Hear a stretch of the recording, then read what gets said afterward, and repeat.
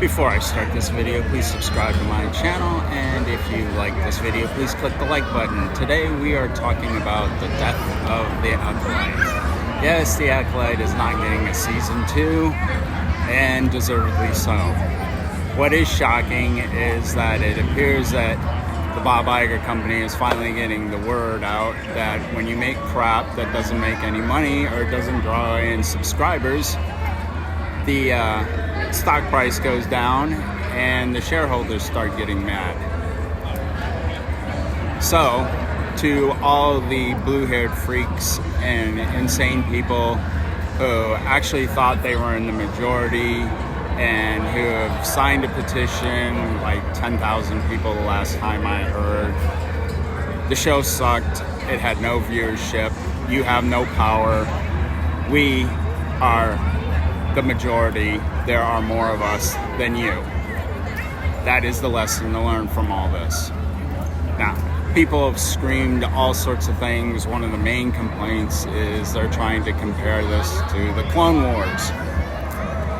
Okay, so let's compare it to the Clone Wars. The Clone Wars cost $1 million per episode. Cartoon Network was flipping the bill for that. They were paying to run it, so it was their choice to have that show go on. They could have canceled it if they didn't like what the ratings were, what the viewership was, but apparently they saw something in it, and in the end they were right because it picked up viewership as it went along, and at 133 episodes total, it cost $133 million to produce the whole series. Compare that to the Acolyte's 8 episodes at over $200 million when you include marketing. I'll guarantee you it's over $200 million. So it basically costs $1 million every minute. And it had viewership that didn't chart at all for most of the season. And it never charted in the top 10. Where it charted was in original series. So that's bad. That's a horrible investment, and the Bob Iger company finally figured it out. Going a little bit further, this seems to have been the last straw that broke Kathleen Kennedy's back, because at D23, the only appearance she made, even though they were announcing Star Wars stuff quite frequently, was to hand Harrison Ford some sort of Lifetime Achievement award. And in my opinion, screw Harrison Ford. I don't care if you didn't like Han Solo. The fans loved Han Solo, and you did him dirty, and then you did Indiana Jones dirty by agreeing to do the Dial of Dysentery. I totally lost respect for you because you don't respect the fans. But back to Kathleen and her problems, the knives are starting to come out.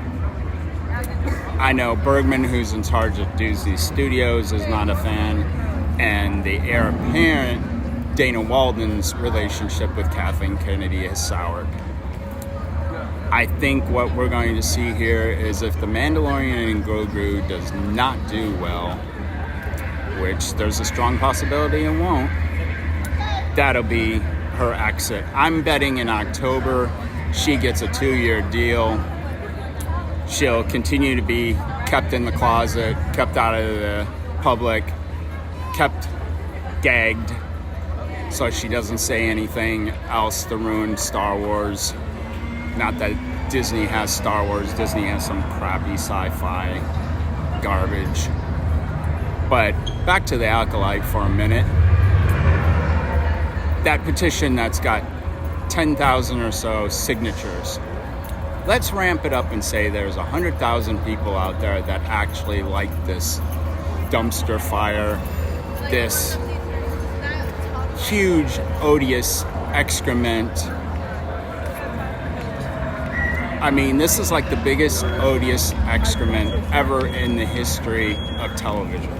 That's how bad this show was. The writing was bad. The acting was bad. The directing was bad. The production was bad. There was really nothing good. Yeah, maybe Amantes Cinto or whatever the hell, Queermere or whatever the hell his name was. I don't even care because I didn't care about these characters because the show sucked. Maybe he did a decent job. The guy that played Jedi Master Soul, I can't remember his name. He had to learn English. I have a feeling he did a good job acting because he didn't understand the lines he was speaking. So, but as this series went along, he seemed to struggle and he got a little bit worse in my opinion. But anyways, back to the 100,000 people. Let's just say that.